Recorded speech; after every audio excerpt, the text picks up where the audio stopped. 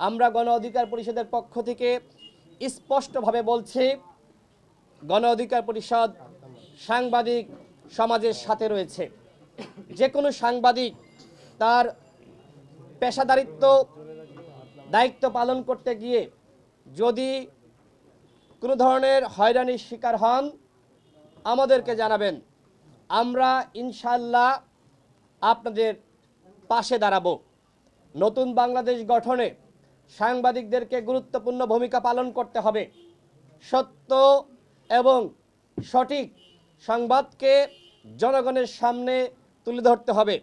আমরা বিগত পতিত ফ্যাসিস্ট হাসিনা সরকারের আমলে দেখেছি সঠিক এবং সত্য সংবাদ গণমাধ্যমে প্রকাশ করা সম্ভবপর হয়নি। নানান চাপ ছিল, ডিজিএফআই, এনএসআই তারা প্রেসক্রিপশন রেডি করে দিত কি বলতে হবে, কি লিখতে হবে। আমাদের সংগ্রামী সভাপতি নুরুল হক নূরকে নিয়ে বিভিন্ন গণমাধ্যমে, বিভিন্ন টেলিভিশনে এবং ডিজিটাল মিডিয়ায় আমরা নানান সময় নানান ধরনের ঘৃণ্য সংবাদ দেখেছি। আমরা নতুন বাংলাদেশ গঠনে আমরা চাই সাংবাদিকরা নিরপেক্ষভাবে তাদের দায়িত্ব পালন করবে। নতুন বাংলাদেশ গঠনে জাতির আয়না হিসেবে সাংবাদিকদেরকে কাজ করতে হবে। আপনারা জানেন 2018 সালের যে ঐতিহাসিক কোটা সংস্কার আন্দোলন, সেই আন্দোলনের আহ্বায়ক ছিল আমার পাশে বসা জননেতা হাসান আল মামুন, এবং এরপরে যে ডাকসু নির্বাচন হয় সেই নির্বাচনে সহসভাপতি অর্থাৎ ভিপি নির্বাচিত হয়েছিলেন কোটা সংস্কার আন্দোলনের প্যানেল থেকে বর্তমান গণ অধিকার পরিষদের সংগ্রামী সভাপতি জননেতা নুরুল হক নূর।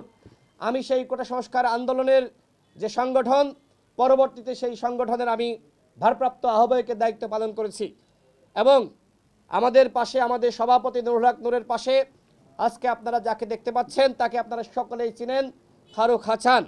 কোটা সংস্কার আন্দোলনে তার যে সংগ্রামী ভূমিকা, একসাথে ফারুক হাসান সহ আমি এবং আমাদের অন্যান্য সহযোদ্ধারা একসাথে আমরা কোটা সংস্কার আন্দোলন 2018 সালকে কেন্দ্র করে আমাদেরকে গ্রেপ্তার করা হয়েছিল। আমরা একসাথে রিমান্ডের নির্যাতনের শিকার হয়েছি, আমাদেরকে নানানভাবে হয়রানি করা হয়েছে। আমরা ঠিক মতন আমাদের পড়াশোনা শেষ করতে পারিনি।